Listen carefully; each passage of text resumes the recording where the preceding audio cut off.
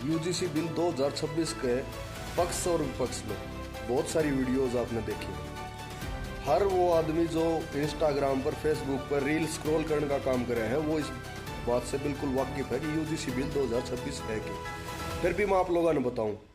UGC bill 2026 में ये प्रावधान कराया गया कि जो भी बड़े शिक्षण संस्थान हैं, यूनिवर्सिटी हैं, कॉलेज हैं, एम्स है, आईआईटी हैं, तमाम इन शिक्षण संस्थानों में एससी, एसटी, ओबीसी के बच्चों का जातिगत भेदभाव के कारण जो प्रताड़ित उनको किया जाता है उसकी जांच के लिए कमेटी बनाई जाएगी। अब इसमें सबसे ज्यादा जो पेट में दर्द है वो सवर्ण लोगों को हो रहा है, और वो क्या कह रहे हैं, उसकी दलील उनकी क्या है कि इस बिल के आने के बाद एससी, एसटी, ओबीसी के जो बच्चे हैं वो बेबुनियादी झूठे आरोप, झूठे मुकदमे लगा करके हमारे सवर्ण समाज के बच्चों का भविष्य और उनकी डिग्रियां खराब करेंगे।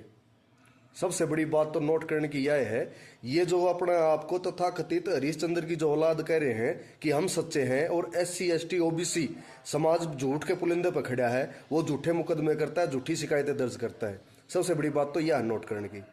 दूसरी, जो ये लोग कह रहे हैं कि झूठे मुकदमे हैं, तो उन्होंने शायद उन घटनाओं के बारे में नहीं सुना होगा जो अनिकेत अंबारे के साथ हुई, डॉक्टर पायल के साथ हुई, दर्शन सोलंकी के साथ हुई, और जो बड़ा ही चर्चित भारत में रोहित वेमुला के साथ हुई। पढ़ने वाले छात्रों को इतना प्रताड़ित किया गया है कि उन्होंने अपनी जान दे दी, सुसाइड कर लिया, और ये लोग कह रहे हैं कि ये तो झूठे मुकदमे दर्ज करेंगे। और इसी दिशा में सरकार ने कमेटी का गठन किया जिसमें ये रिपोर्ट लेनी थी कि इस प्रकार के जो मामले हो रहे हैं इनकी रिपोर्ट लो